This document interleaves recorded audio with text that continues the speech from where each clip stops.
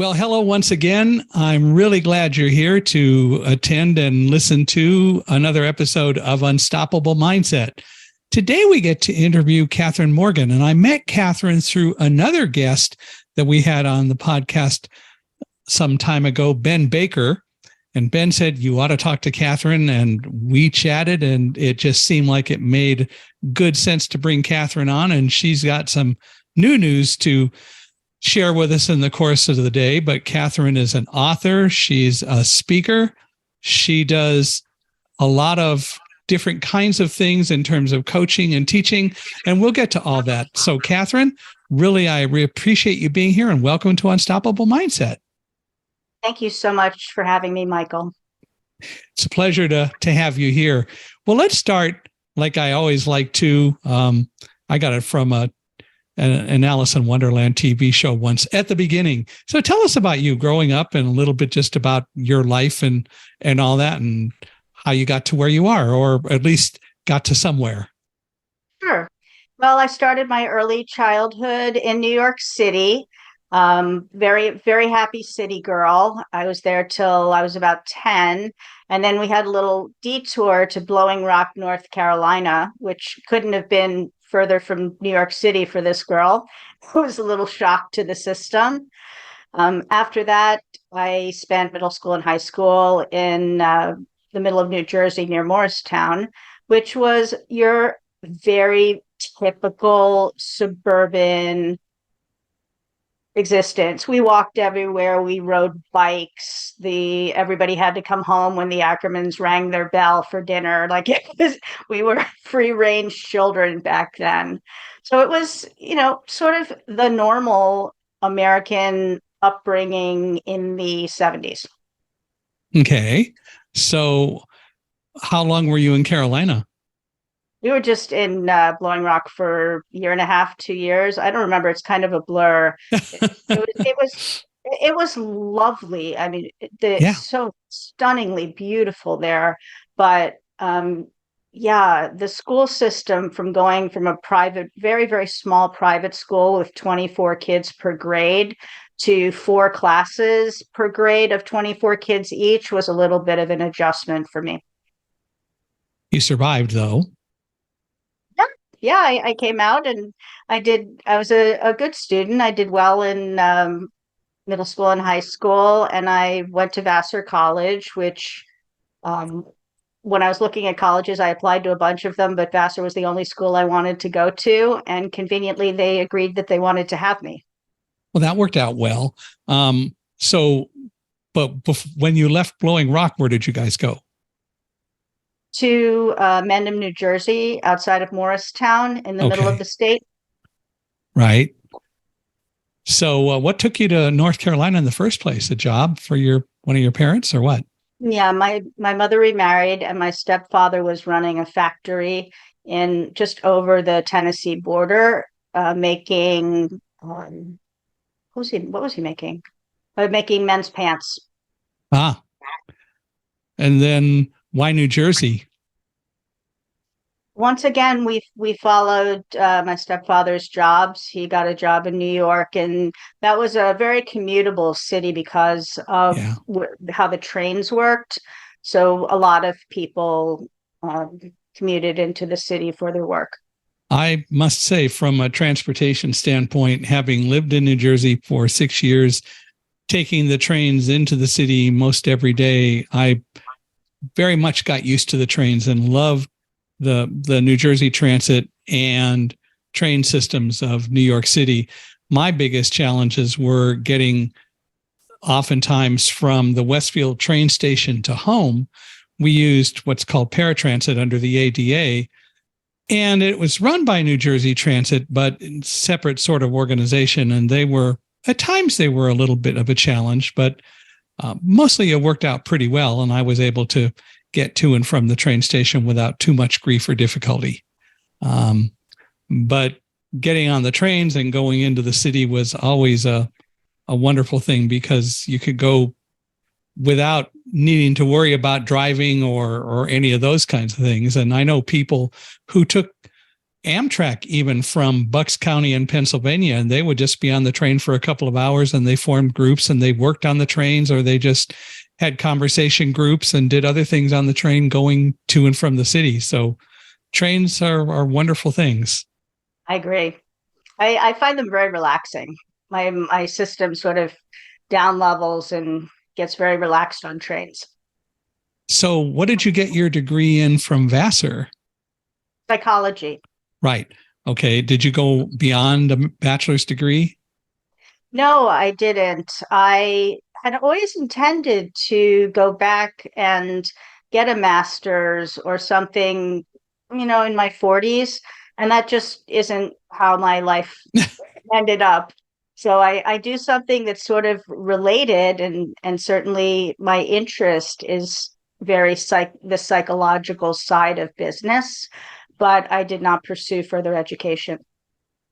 So what did you do once you left Vassar? Well, like most, people just out of college, if you're not going directly into law school or med school or something, you have no idea what you're doing. And my father was out here in Chicago, and he was working on the options exchange. Mm-hmm. And he said, well, why don't you come out here and try that, since you don't know what else you want to do? And it was 1984, before the crash of 1987. Mm-hmm. And those 3 years, everybody was getting rich, and it was fast moving and fun and young and just with open outcry. It was really a great place to work in your 20s. Let's just put it that way. And I had way too much fun that I'm not willing to share about. And besides that, you went to a place that had great hot dogs and great pizza. Oh, yeah. Got to have your priorities, right? Absolutely. I always love when I go to Chicago going to Uno's, among other places, and getting their deep dish pizza. My relatives who live there always insist that we should go to Uno's. And I have to agree, it's pretty good. It's pretty good. So what did you do in Chicago then? So I was a phone clerk on the options exchange, which meant I was down there with thousands of people screaming in the pits, executing orders. I was on the side actually taking the orders and making sure that the runners got the orders out to the brokers in the crowd. It was crazy times back then. Can't really describe the noise level and the close proximity, because I had about 1.5 feet of personal space where I was. I had 1.5 feet of desk standing right next to somebody else who had the other 1.5 feet. And I had my order pad and my phone, and that's it. There was me, 1.5 feet of space, order pad, phone, on the phone all day long, taking orders, reporting orders. It's kind of hard to explain. But it was fast paced and like I said, in your 20s, young and fun. Yeah, it's probably fair to say you haven't lived until you've observed a stock trading floor close up. They are crazy places. Yes. Back in the day with open outcry, the noise level is just something you can't. I guess if you've been to an arena show and somebody makes a shot and the crowd goes nuts, that was not an unusual noise level on the floor. Yeah, constantly, as opposed to just when somebody makes a shot.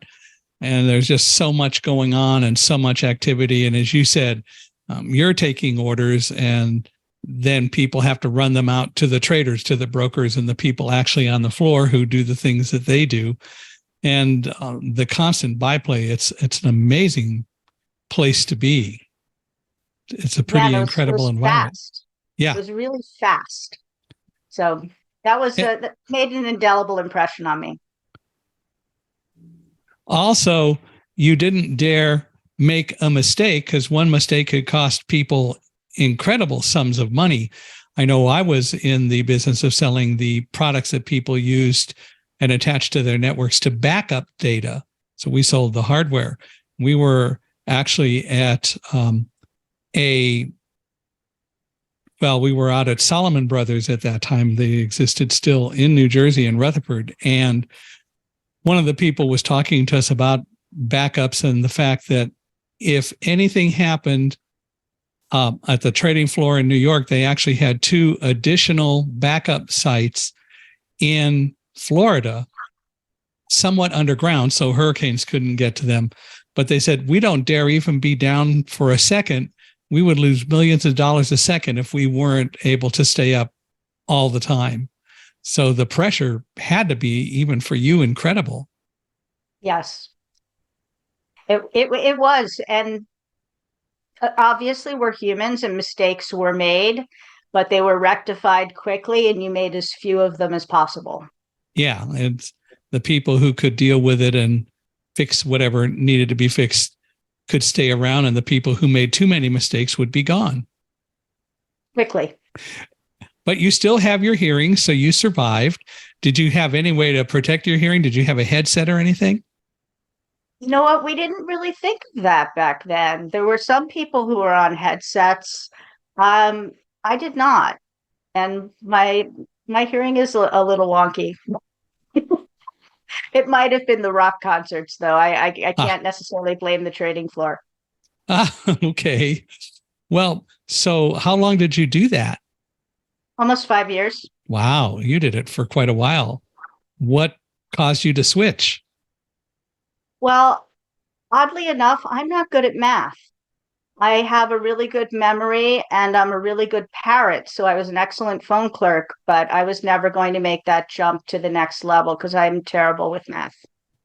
So I left that and I went to work for a technical analysis software firm in New York, selling or supporting trading systems and traders because I understood how to talk to these people. And they do need somebody who understands their personality types and their language. So I did quite well with that. Spent the next phase of my career in market data and trading systems and that sort of thing. So did you do that from Chicago or did you move back to New York? I moved to New York and stayed there for 4 years and then came screaming back to Chicago and I haven't left. All right. So which place has better pizza, Chicago or New York? They're utterly different. I almost think they should have different names. Yeah, I agree. They're utterly different. A New York just flat white pizza is God's gift to pizza, in my opinion. And then, there's the deep dish or the stuffed or I don't know, there's so many different kinds. Yeah. Yeah. And they are different, and it isn't fair to compare the two. I agree. So we should just have both of them around. It's okay. So you went screaming back to Chicago and did what? I was still in the market data. I went to work for a company selling trading systems and market data. And I was selling down on the CBOE floor and the Chicago Stock Exchange and the Merck. So I was very comfortable going down and talking to traders on trading floors or going into trading rooms, which, as a woman, especially in the 80s, well, now we're in the 90s. I was the only woman in the room almost always throughout my career because it was back then quite a male-dominated industry. Yeah. So you, how did that work out for you though? Were there challenges? Well. So you worked out pretty well in it, huh? It worked out really well because I could often get an appointment and they would try and do the rough and tumble thing with me and I was just right there with them. So I was not, once you worked on a trading floor, nobody can intimidate you. So they would come at me and, because I looked really young and I was young, but they couldn't intimidate me. What kinds of things did they try to do? I don't know, just the puffing of a very successful trader. There's a little proving and posturing and, I made $1 million yesterday type of swaggery things. And I'm like, good to be you. Whoop-de-doo. Yeah. Like, I hope your wife is happy. Did you buy a boat? Like, I just wasn't faced with that sort of thing. Yeah, it's all about intimidation. And And they do have that kind of an ego. So, as I mentioned, Solomon Brothers before, of course, the traders were, even at Solomon, considered the cowboys, and I don't know whether there were any women or not, but and cowgirls of Wall Street. And they did a lot of things that were risky, not in an illegal or wrong sense, but for example, they were one of the first to adopt Sun Microsystems products as workstations. Right. When people really didn't know much about Unix or whatever, and they're going, these are faster computers, and they were the innovators. So there's something not to be said for having that ego, but for having the courage to explore, taking risks, and trying to improve a process, which also meant what they were trying to do is to get an edge up on their competitors from other companies, but they did it for a while. Exactly. Sun was the workstation of choice for all the risk management systems. It was the only one that really had the computing power needed for those types of systems that touched every aspect of the organization. Right, because they were so fast and so versatile.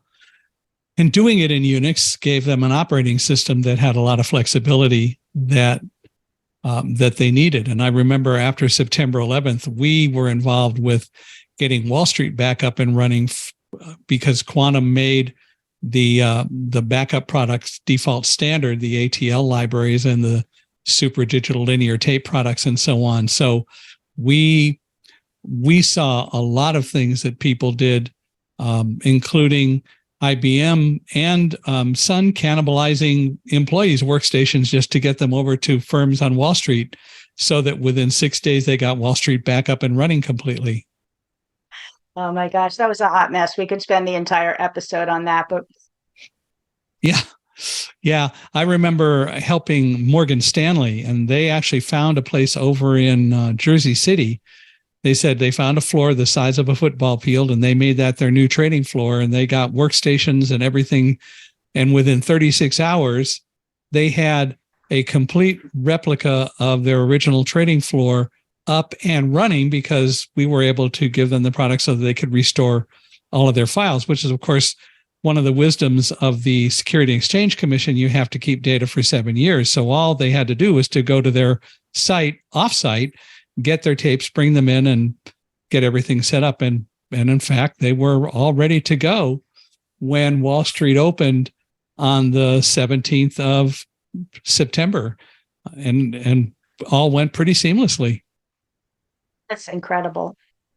Yeah, it was an amazing feat to see all of that get done, but it's what they needed to do, and that's part of their skill sets. So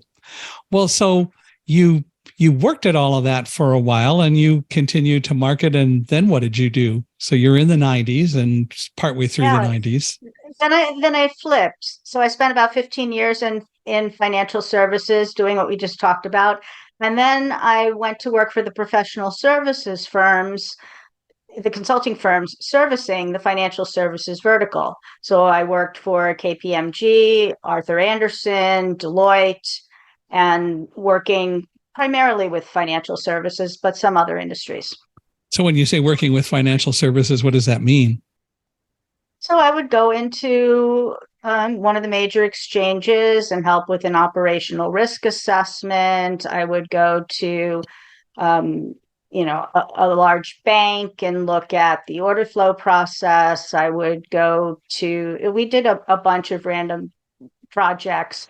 Our group was like a little SWAT team that mostly was focused on the capital markets, because that was where our senior manager had connections. So that's where he was selling business. And so what you were doing was to try to improve processes and make their systems work more efficiently and more effectively? Some of that, and some litigation support work. So, one company was suing their insurance company, or the insurance company was suing their client for whatever, and we would go in and dig through documents, but it was related to trading and to pricing, how they priced the portfolios. So they needed people with expertise in the financial markets. No, I'm not a commodities person. I was always on the equity side. but the people I worked with on my team were commodities experts. Mm-hmm. It's the kind of thing that has to be within the infrastructure of the system to help things work. Yes. But so you did that, and then what? Well, and then I decided that it was time to start my own business. And I was working with a coach, and my coach said, you know, that resume, interview question coaching, job search help that you do with friends and family and colleagues, you can get paid for that. And I said, what? What a concept. It hadn't occurred to me that that was a legit way to make a living and people would actually pay me for that service. And so when did you start that? So in 2010, I left Deloitte in May, and I started Point A to Point B Transitions, Inc., which is my company. And we have been helping professionals in financial services, professional services, and technology find new opportunities, great jobs they love, and not stopgap positions. So as our technological infrastructure and environment grows and so on, how has that really changed the whole process of job searches, looking for jobs, applying for jobs, and so on? To some extent, it's everything old is new again, because the technology has made it so easy for people to apply, for basically anybody to apply for anything. I jokingly call it spray and pray. But so spray and pray is there, which means that employers are receiving, tremendous amounts of applications, and may or may not, depending on the size of the organization, may or may not have the people in-house to wade through this. So they may outsource it, which is the long way of saying that spray and pray mostly doesn't work.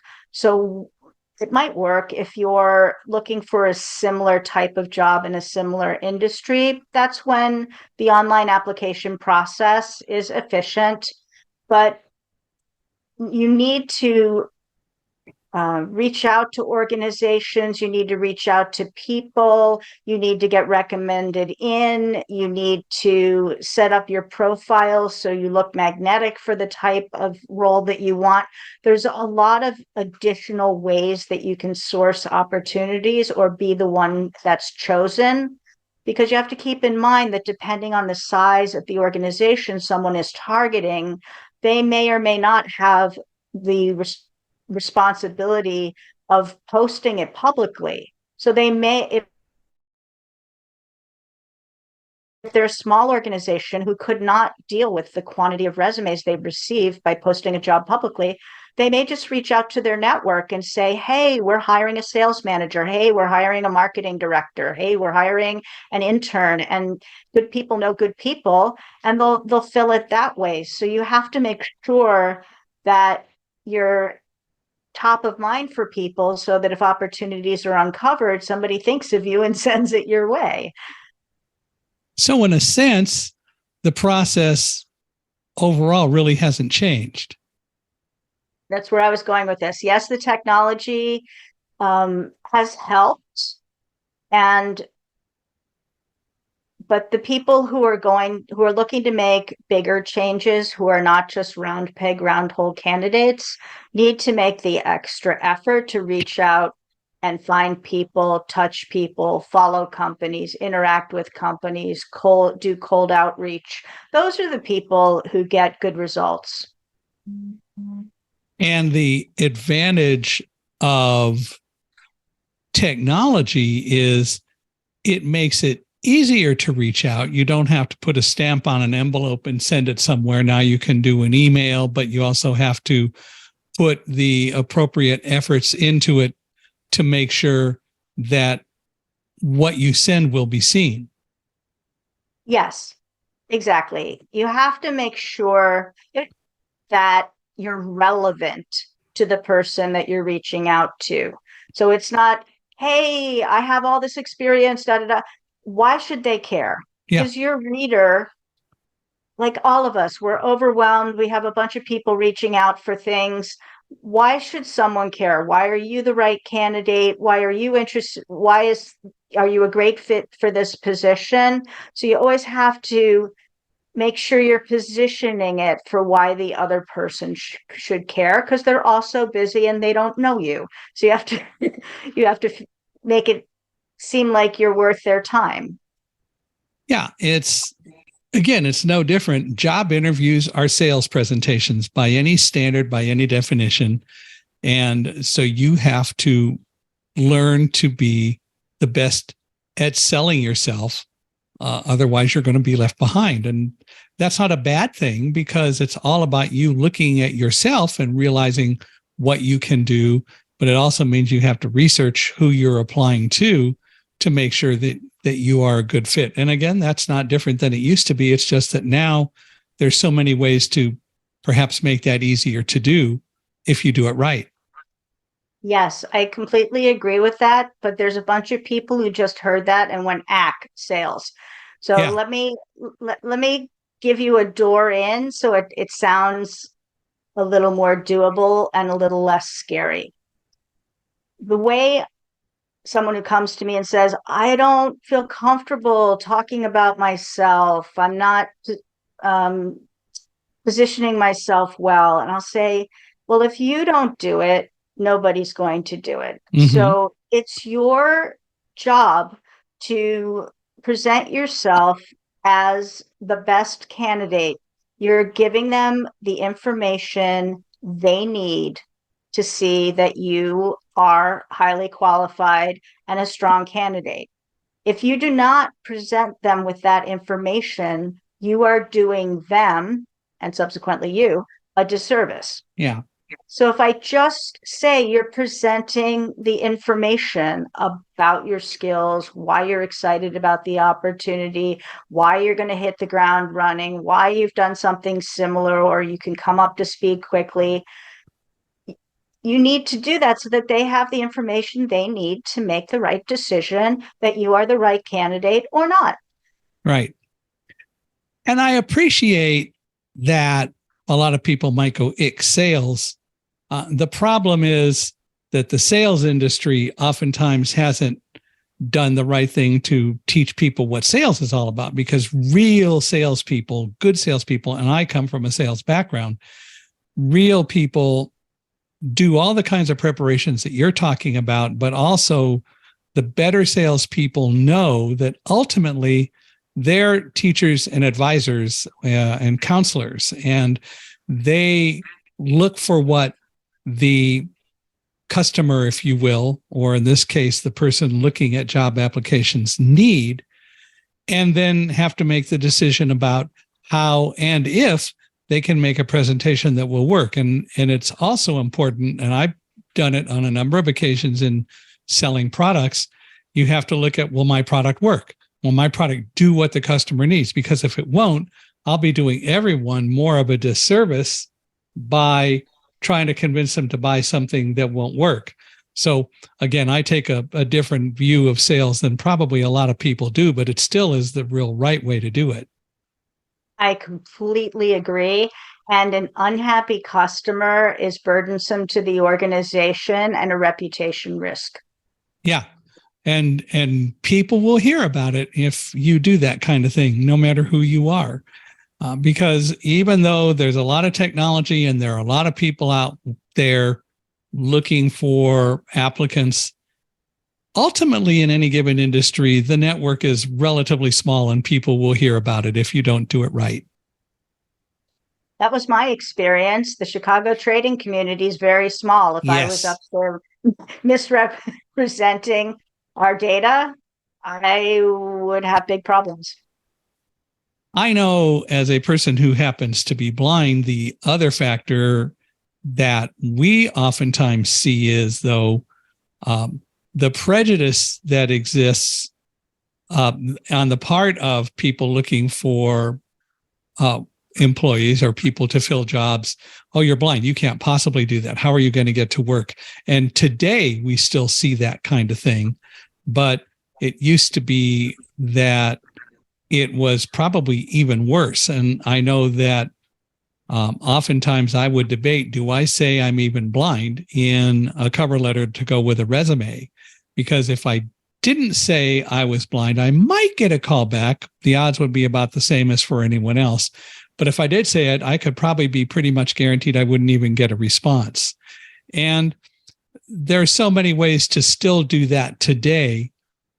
And it still happens to a great degree because the unemployment rate for persons who are employable with disabilities is still in the 65 to 70% range. So we tend not to really be too excited when we hear of an unemployment rate of 3.5% because we know how hard it is for us and how few of us actually get hired to do a job. And so the prejudices are still there. And so then for me, what I come back to as a default is something I learned in a Dale Carnegie sales course. You have to turn that perceived liability into an asset, which if you do it right, also gains you a lot more attraction and a lot more likelihood of a visibility with the potential people who are looking to fill a position. And so for me, in a sales position, what I would say is, hey, look, I sell 24 hours a day to convince people to let me buy a house or fly on an airplane with my guide dog or even go grocery shopping. So do you want to hire somebody who just comes in for a few hours every day and sells? Or do you want to hire somebody who truly understands sales for the science and art that it is and who sells 24 hours a day as a way of life? And that actually got me a job interview and hired because it worked. And it's true. It also separates you from virtually everyone else. Yeah, it makes you memorable, which in some cases is half the battle. How do you distinguish yourself as a piece of paper? Yeah. You know, I've had a similar situation with some clients who had MS and had tremors, obvious tremors, and walked with a cane. So my suggestion to them was to just answer the question up front, because what the employer really cared about is, can you do your job? Is your physical, I can see the tremors. Is that going to affect your ability to do your work? And to just answer it flat out, because that's what they're thinking. Like it's the elephant in the room. Just talk to it. Absolutely. And for me, the prejudice runs very deep because the presumption is you're blind, you just can't do it. In fact, I went on an interview and went by bus up to Los Angeles from where I lived at the time and deliberately went on my own to the interview because I didn't want someone driving me there. And the first question, even after all that, was, well, how are you going to get to work? Same way I got there today. Well, and I got there, right? So the answer is, hey, if I need to, I'll move closer. That's my responsibility. If you hire me, I need to be able to be here. And I recognize that. I will make that happen. And I proved, or should have been able to prove to you today, that I can do it. The problem is that the prejudice does run deep, and it's a big challenge that we all do face. And even now today as a speaker, a lot of times I've got a story about being in the World Trade Center on September 11th that helps, but still, how do I distinguish myself from so many other speakers who are out there that are always looking for probably the same job, and why should they hire me?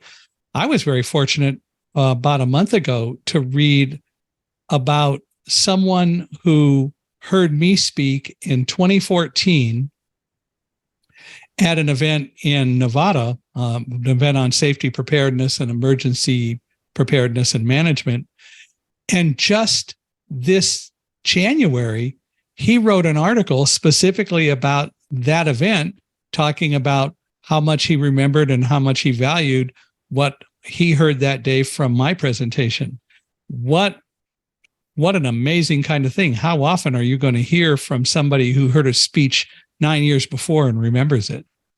Oh my goodness, isn't that a speaker's dream though, to inspire their audience and to, be memorable and make a change like that? That's amazing. Absolutely is true. And it was a wonderful article. So I now tell people about that when we talk about the possibility of speaking, which is pretty Of cool. course, it should be part of your packet. Yeah. So you talk about the whole idea today of work and hiring and so on. So the industry, in some senses, has changed a lot because of technology, but in some senses, the process is still ultimately the same. How do we get people to learn the process when they think that technology is just going to solve all their problems? Well, isn't that the question? You should see the look of horror on people's faces when I tell them they should only be spending 20% of their time doing online applications, because they think that they can sit behind, in the relative peace of their house behind their laptop and get this job search done. And maybe, but it's unlikely. So when I tell them my time allocation on how you should be spending your efforts, the response is generally ack.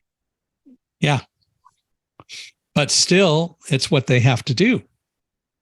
Well, if they want a good result, if they want to, have the equivalent of scratch off tickets, maybe they get lucky. Right. How about different age groups? Are you seeing as we have an aging population and more seniors or more people approaching seniors who want to continue to be in the workforce? How is all of this working for them as opposed to younger people in the X generation or later? And they're more comfortable with technology, but still, how does it work between different generations? That is a juicy question. I joke that old dogs can learn new tricks and new technology, which sort of breaks the ice a little bit. A lot of my the people I work with, generally 45 to 62, so we are on the more experienced side of the spectrum. And mostly, I have not found a technology barrier for them. Pretty much everybody says they should be better with Excel, but other than that, they're comfortable with computers. They're on them. They get it.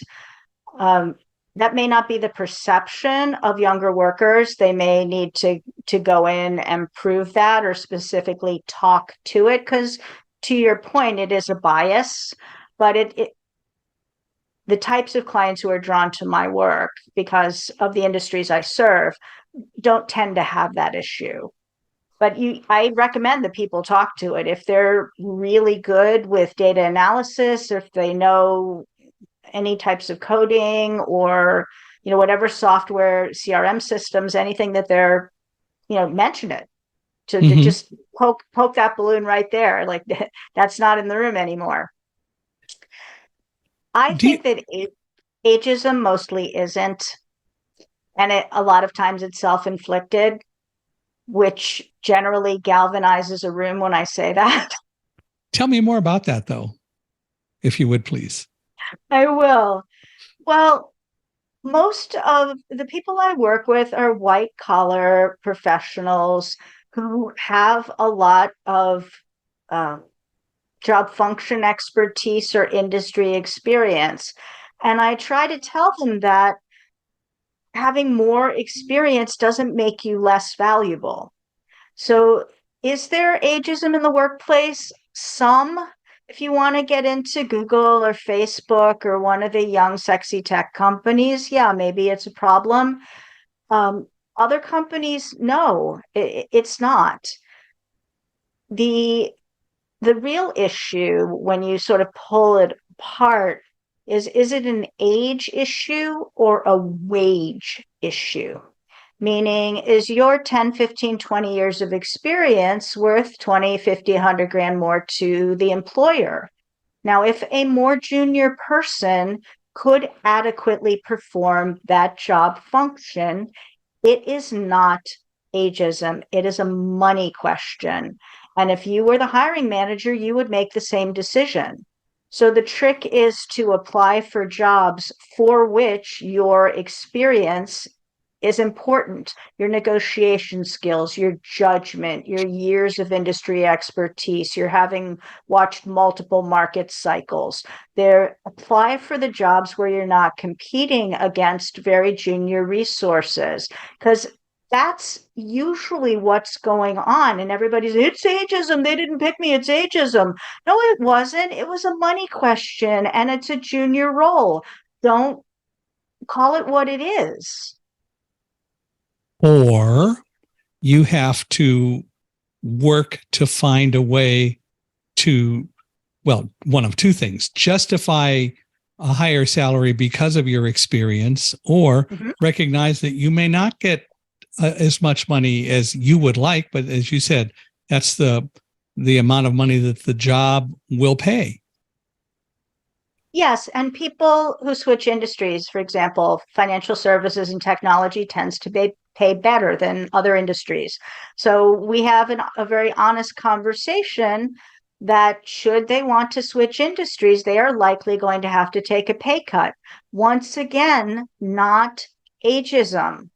It's just what the market value in that industry is. But do you find that there are, though, age biases in anywhere in the workforce? I'm not going to hire older people. I want younger people who are more energetic, who are going to stay longer, or whatever the case happens to be. I'm sure there are. Then you don't work for that company. It's, you know how the pendulum swings from one side to the other? That was certainly the case, several years ago, but we have an aging population. Just the demographics of the population, the younger generations are not going to be able to fill in all the jobs. They're going to need to keep the workers in there longer. And the value that a more experienced worker can bring sometimes is the ability to participate in multiple job functions, add value to this team, and this team, and be good with it, can be a very smart decision for employers. And I think that savvy employers are really starting to get that. And savvy employees are starting to get that they need to make that point.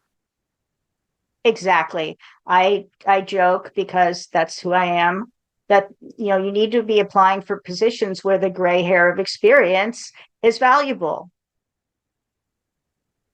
Right. And that's really ultimately it. The fact of the matter is that there's a lot of value in experience, but you have to make the case, just like with anything else, like as I talked about the issue of turning perceived liabilities into assets. And when you're dealing like with disabilities, one of the facts that can be very relevant, and again, you have to understand whatever environment you're applying for, but one of the facts that could be very relevant is, I know that the unemployment rate among employable blind people is in the 65 to 70% range. The fact of the matter is, if you are willing to give me a job and you hire me, I'm going to be much more apt to not want to leave and jump ship like younger people often do because they just think they're getting a better opportunity. I'm going to stay somewhere that welcomes me and demonstrates that they value me for who I am, even though I happen to be someone who is blind. And there are actually a number of studies and a lot of statistics that show that to be true. Well, turnover is extremely expensive for companies. So making that point that I will be your dedicated, committed employee if you are committed and dedicated to me. I think that's a great point to make. It is, again, one of those things where it takes savviness on both sides.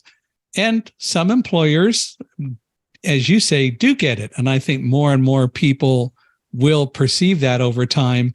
But I think also, for example, employees with disabilities need to be the ones to make that point and to create that conversation. Yes, you need to have your talking points practiced because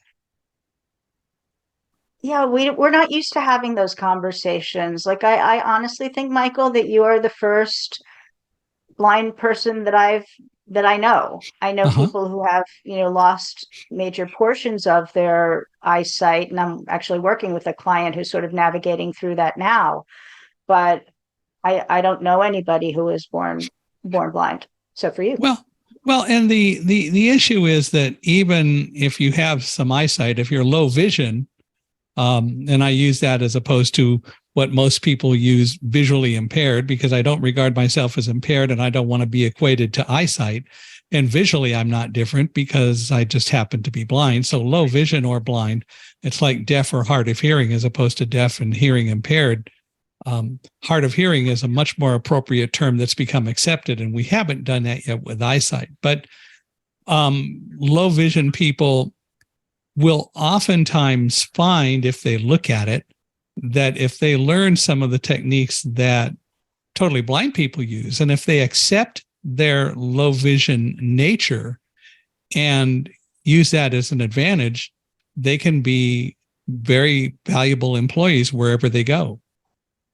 I totally agree. And I'm working with a woman in this situation right now, and she's fully functional. Nobody would know anything different as long as she's home with her setup, the right kind of monitors, the right kind of things. Her anxiety is if she has to go back into an office environment, she's not going to have the equipment that she needs to succeed. And that's, a valid question, but remote working is available more and more. Yeah. And companies, may be willing to make it, accommodations more and more. I keep trying to tell her that it's possibly less of an issue than she thinks, but we'll work on our talking points and we'll make sure that she's comfortable in presenting herself. And I just don't think it's going to end up being a problem for her.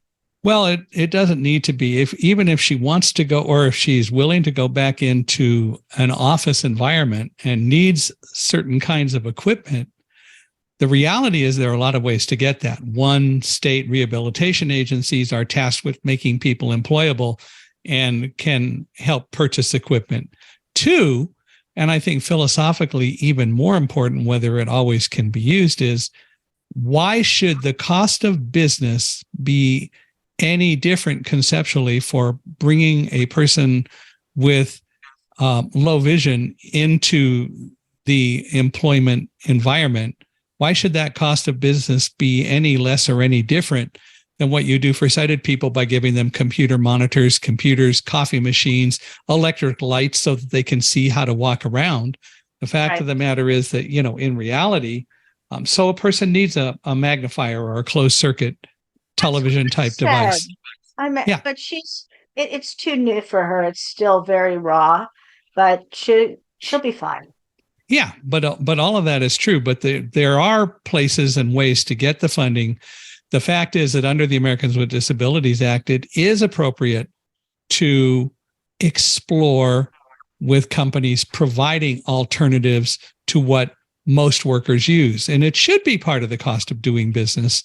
We never view it that way, though, but that's a growth area for employers to work on, too.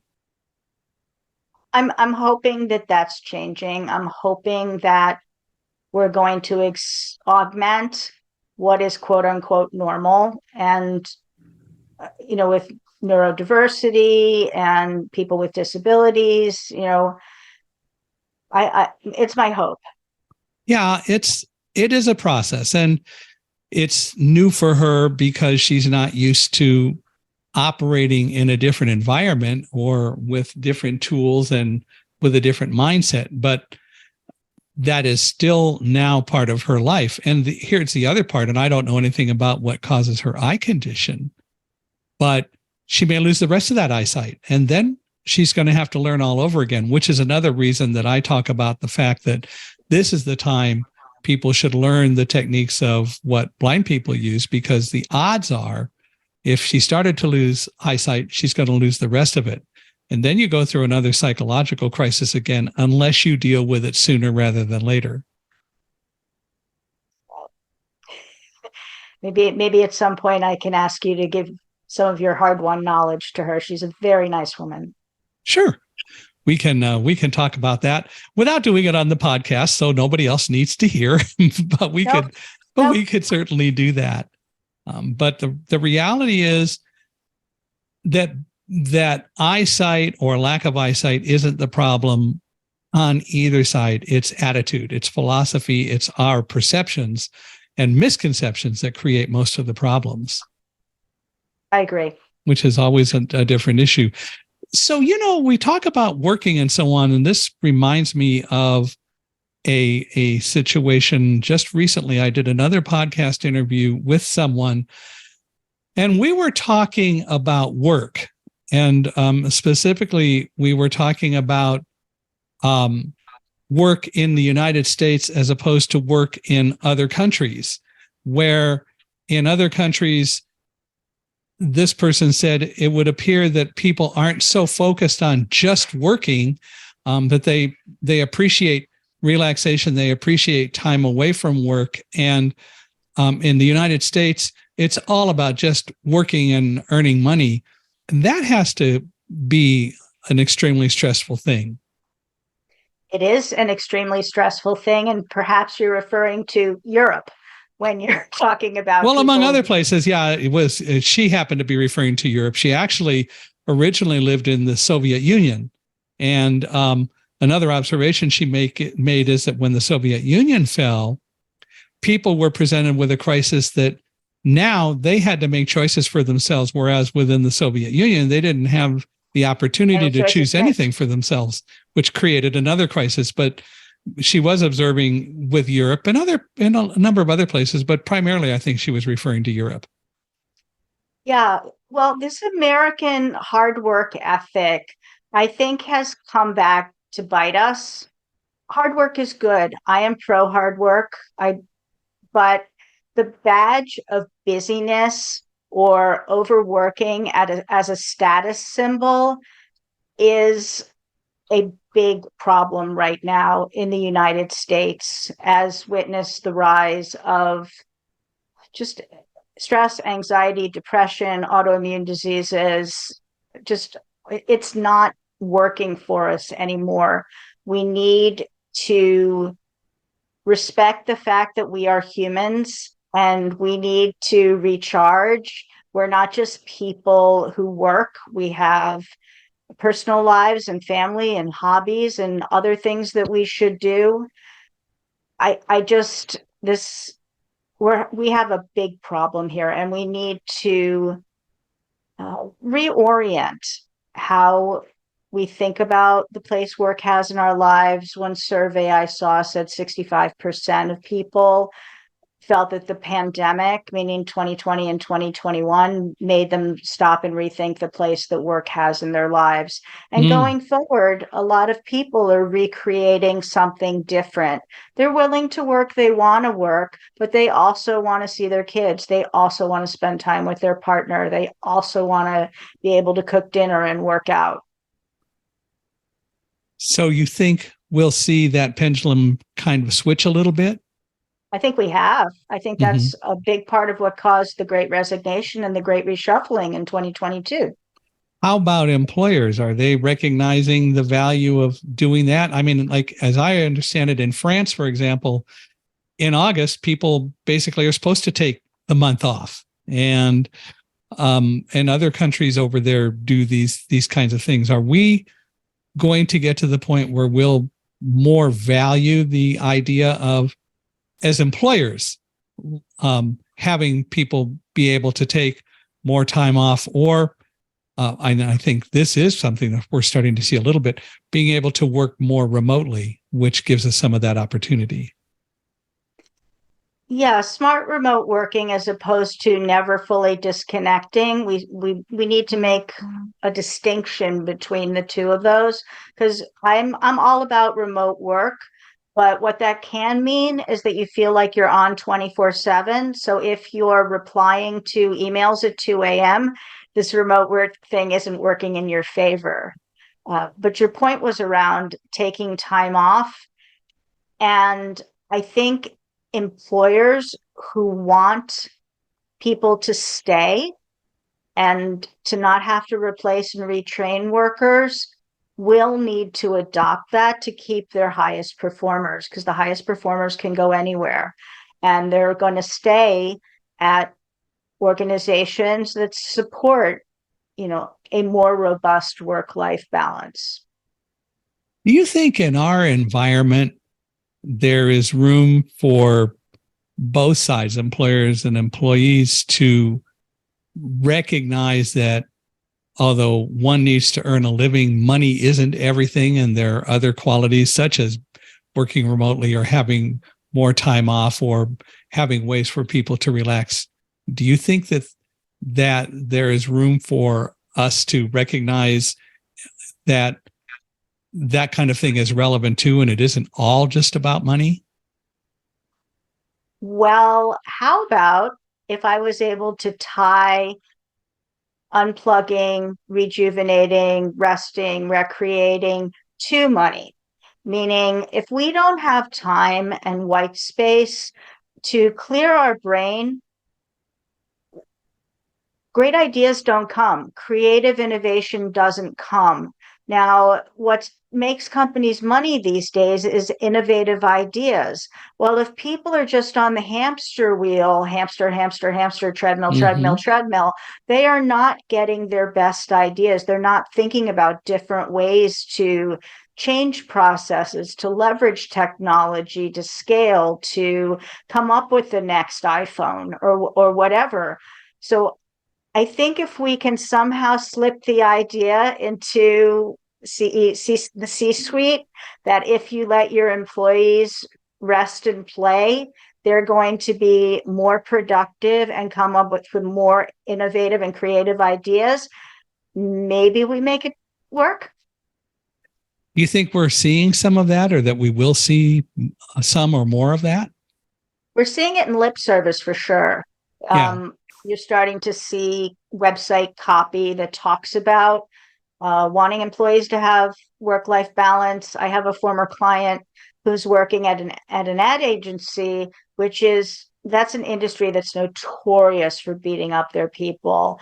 And she says that her agency insists that employees keep to a 40, max 45-hour week. And if they report too much time, they ask the employee what kind of help they need to get the workload back to something manageable that can be completed in a reasonable work. Then she almost fell off her chair. I said that. Wow. That is pretty unusual, but refreshing, isn't it? Oh, may that light our future forward. Wouldn't that be great? Wouldn't it though? How about retirement? We've got in a lot of places a mandatory retirement age at 65, and I don't know whether it's as mandatory as it used to be, but should everyone retire, or how ought that to go? Well, I think like everything, one size doesn't fit all. So the people who are excited about their retirement and are planning to do whatever they're planning to do should go do that.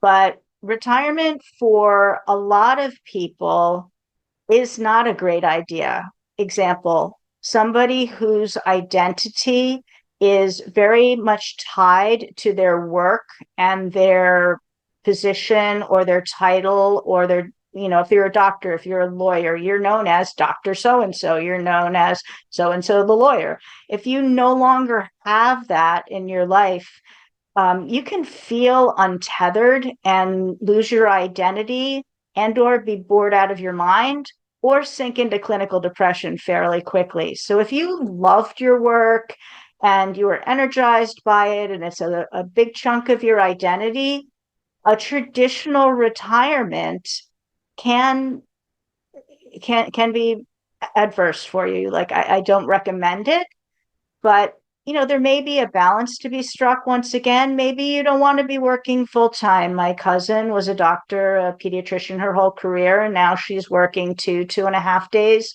a week. And that's the nice balance that she wanted to strike, but she's got to be in her mid 60s. So, that's what she wanted to do.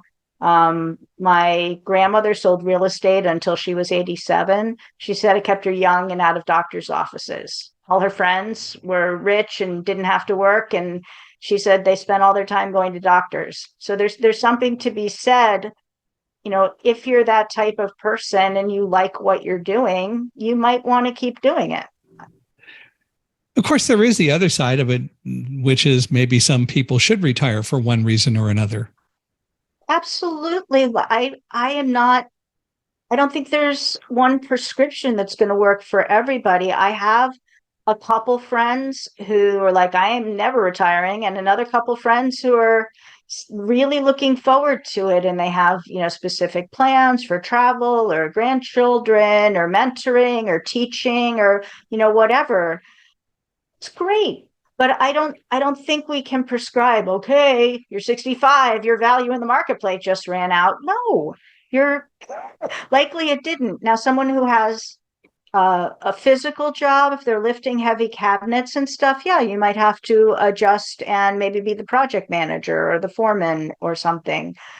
Those aren't generally the people I work with, but if there's physical constraints, that's a little different conversation. But us brain renters, I have had a lot of people who stayed at their company for 20 years, were eligible for their pension, rolled out, and called me 6 weeks later saying, "Oh my God, I'm so bored. Help me get a job."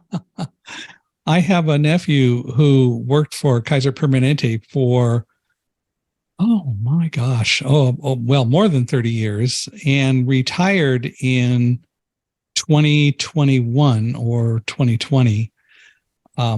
Stayed away for most of a year and decided that he was bored and went back to work. We didn't think it would last, and it didn't. He just retired again at the end of 2022, but his situation is that he has to drive like 45, 50 miles to work every day up over Cajon Pass and come down, and the driving is horrible. And now, especially after pandemic, right, it's even worse because he'll take 2 hours sometimes to get to work each day. So he's decided that now it's pretty good. And he went back to work because they asked him to come back, and they'd like him to come back again. And he said, not unless I can do it here. Remote. Yeah. But well, not only remote, but there is a facility. There isn't a Kaiser hospital, and he was administrator of part of a hospital. But he could do most all of his work from the Kaiser clinic here in Victorville, or he could do it remotely. You're right. Okay, so that's just, let's be smart about this. Would you rather have somebody who's really good at their job that you trust, who can, do it?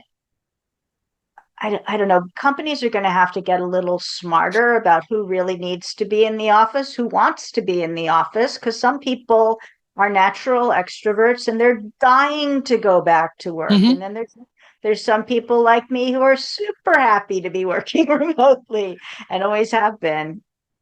I'm used to remote to a large degree, so it doesn't bother me. And getting to do the podcast is great to be able to do remotely. So I'm comfy with that. Well, we have to talk about the fact that you have a book and it is now out. And tell us about that, please. Well, my book is called This Isn't Working: Evolving the Way We Work to Decrease Stress, Anxiety, and Depression. So the question is, how do you make a book that has the words stress, anxiety, and depression in the subtitle, not make people run for the door going, ack? So how do you make, where's the door in? How do you make it, friendly, helpful, engaging? And I got very lucky because my designer did a tremendous job. And it's funny. People look at the title and just burst out laughing. So that's one way in. The other way in is my signature empathy, snark, and storytelling, which is what people say that the book is just like having a conversation with me. So if you like this conversation, you'll probably like the tone of the book. Nothing wrong with snark. Little snark. I like it. Doesn't hurt a bit. Well, you got some news about your book today. I did. My little book was released. It's a small book with a big mission, is my goal for this book. And it is the #1 new release on Amazon in the work-related health category. So I'm very pleased to share that. Well, congratulations. That is definitely exciting.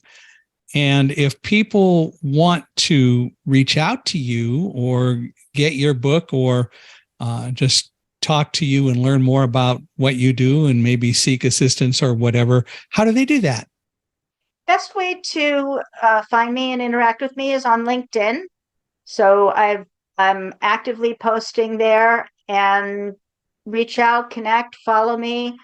And I'd love to talk about what's going on with your work situation and how we can make it better. Because with the Great Resignation, quiet quitting, the Great Reshuffling, and the tech layoffs of 2023, clearly what we're doing is not working. And we have some ways to go to improve this. You could write a book and that'll help too, huh? Or you can just write a book. Do you have a website that people can go to? Sure. It's a little long though.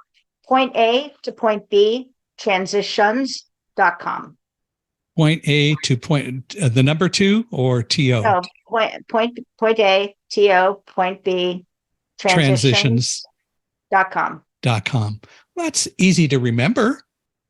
It is. I tried it out in grocery lines and stuff before I registered for the URL. It's long, but people always, point A to point B. People always talk about getting from point A to point B, and it's a transition. That's a transition. So, point A to point B transitions, and they're like, oh, okay. So it's long to type it out because I'm dyslexic, but everybody remembers it. Yeah, it's easy to remember.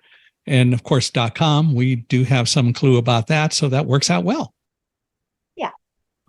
Well, I want to thank you for being here and talking with us and hopefully giving people some great ideas if you're looking for jobs or looking to hire or just giving you something to think about. We're really grateful that you were listening to us today. I'd love to hear your thoughts about what we talked about and get your opinions. So please feel free to email me. Email address is real easy. It's michaelhi@accessibe, ACCESSIBE.com. And for those who don't know, Accessibe is a company in Israel that makes products to help make websites much more inclusive for persons with disabilities. So Catherine, we'll have to check out your website and see how accessible it is. You're going to tell me it needs a rework, I'm guessing, but I'd love to hear about it. Well, we could talk about that. It's really not expensive with Accessibe to do anyway. But you can also reach out to me through our podcast page, which is www.michaelhingson.com/podcast. And Hingson is spelled Hingson. We would really appreciate, and I know Catherine would appreciate you giving us a 5-star rating and talking about this and talking about her book. So I hope that you'll all go out and buy it and read it and that it will inspire you. But again, Catherine, I really appreciate you being here today and hope that you will come back and tell us more as time goes on, because I'm sure that the world is going to change and we need to continue to hear from you about new trends and new ideas in this whole process. Thank you so much, Michael. It's been a joy talking to you today.